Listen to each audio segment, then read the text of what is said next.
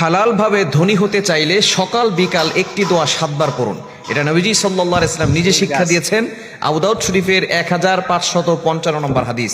আবু সাইদ খুদরি রাদিয়াল্লাহু তাআলা থেকে চমৎকার হাদিসটা এসেছে, যাদের হালাল ভাবে ধনী হওয়ার ইচ্ছা আছে এবং সম্পদশালী হতে চান, ঋণ থেকে মুক্তি পেতে চান, তারা এই আমলটা অবশ্যই করবেন। নবীজি সাল্লাল্লাহু আলাইহি ওয়াসাল্লাম একবার তিনি যাচ্ছিলেন, আবু সাইদ খুদরি রাদিয়াল্লাহু তাআলা তিনি বলছেন, এটা আবু দাউদ শরীফের 1555 নম্বর হাদিস। আবু সাইদ খুদরি রাদিয়াল্লাহু তাআলা বলেন, নবীজি সাল্লাল্লাহু আলাইহি ওয়াসাল্লাম যখন মসজিদে নববীর পাশ দিয়ে হেঁটে যাচ্ছিলেন, এমন সময় দেখেন আবু উমামা রাদিয়াল্লাহু তাআলা তিনি মসজিদে বসে আছেন। নবীজি সাল্লাল্লাহু আলাইহি ওয়াসাল্লাম ডাক দিয়ে বলেন, ইয়া আবা উমামা, ও আবু উমামা, তুমি এমন সময় মসজিদে কেন যে সময় নামাজের ওয়াক্ত হয় নাই? আবু উমামা রাদিয়াল্লাহু তাআলা ডাক দিয়ে বলেন, ওগো নবীজি, দুশ্চিন্তা, ঋণের বোঝা আমাকে মসজিদে নিয়ে আসছে। সাহাবায়ে কেরাম দুশ্চিন্তায় পড়ে গেলে, টেনশনে পড়ে গেলে তারা মসজিদে চলে যেতেন এবং তারা ওযু করে নামাজ পড়ে আল্লাহর কাছে চাইতেন। সাহাবায়ে কেরাম সব সময় আমাদেরকে যে মেসেজগুলো দিয়েছেন যে কোনো বিপদে পড়ে গেলে আল্লাহর কাছে সাহায্য চাইতে হবে। আল্লাহ তাআলা নিজে বলে দিয়েছেন 2 নম্বর পারা 2 নম্বর পৃষ্ঠার 10-11 নম্বর লাইনগুলোতে, সূরা বাকারার 152 নম্বর আয়াতে আল্লাহ তাআলা জানিয়ে দিয়েছেন, ইয়া আইয়ুহাল্লাযীনা আমানু ইসতাঈনু বিস-সাবরি ওয়াস-সালাত। সূরা বাকারার 153 নম্বর আয়াত, হে ঈমানদারগণ, তোমরা ধৈর্য এবং সালাতের মাধ্যমে আল্লাহর কাছে সাহায্য চাও। সাহাবায়ে কেরাম বিপদে পড়লে আল্লাহর কাছে সাহায্য চাইতেন। আবু উমার রাদিয়াল্লাহু তাআলা মসজিদে চলে গেছেন। নবী সাল্লাল্লাহু আলাইহি ওয়াসাল্লাম বলতেছেন, ও আবু উমামা, ইয়া আবা উমামা, হে আবু উমামা, তুমি এখানে বসে আছো নামাজ রক্ত ছাড়া? তিনি বলতেছেন, টেনশন আর ঋণের বোঝা জর্জরিত হয়ে আমি মসজিদে এসেছি।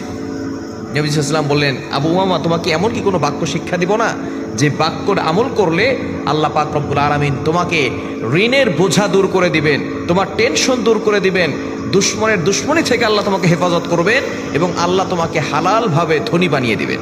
সুবহানাল্লাহ বিহামদি।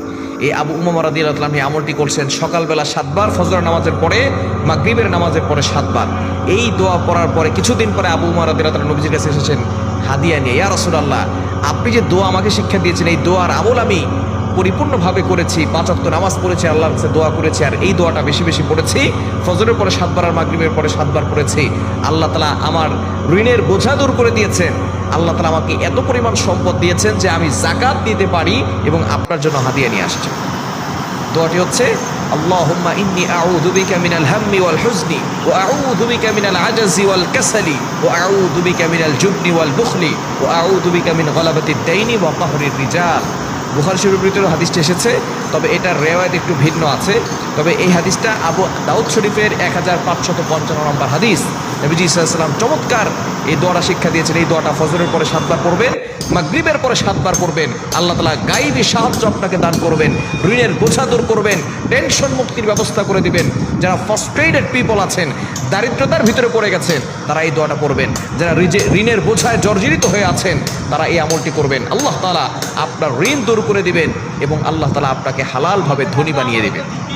দোয়াটি আবারও বলছি, আল্লাহুম্মা ইন্নী আউযু বিকা মিনাল হাম্মি ওয়াল হুজনি ওয়া আউযু বিকা মিনাল আজাজি ওয়াল কাসালি ওয়া আউযু বিকা মিনাল জুবনি ওয়াল বুখলি ওয়া আউযু বিকা মিন গলাবাতিদ দাইনি ওয়া কাহরির রিজাল।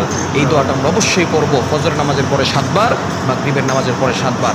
আল্লাহ তাআলা টেনশন দূর করে দিবেন, ঋণের বোঝা দূর করে দিবেন, আল্লাহ তাআলা সম্পদশালী বানিয়ে দিবেন।